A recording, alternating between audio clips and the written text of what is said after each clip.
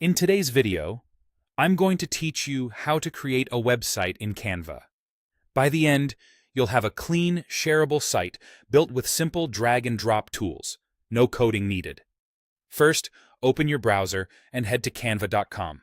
Make sure you're logged into your account so everything you create is saved automatically. This keeps your work synced across devices and makes it easy to return and edit later.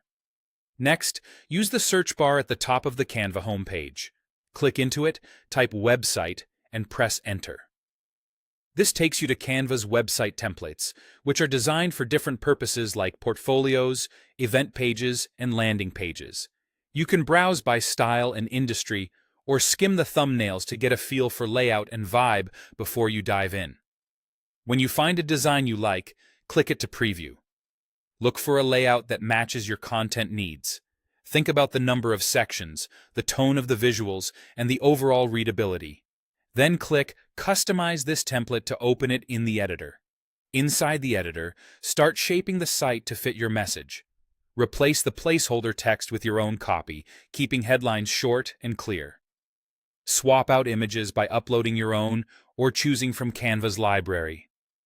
Adjust fonts and colors so everything feels consistent with your brand or project.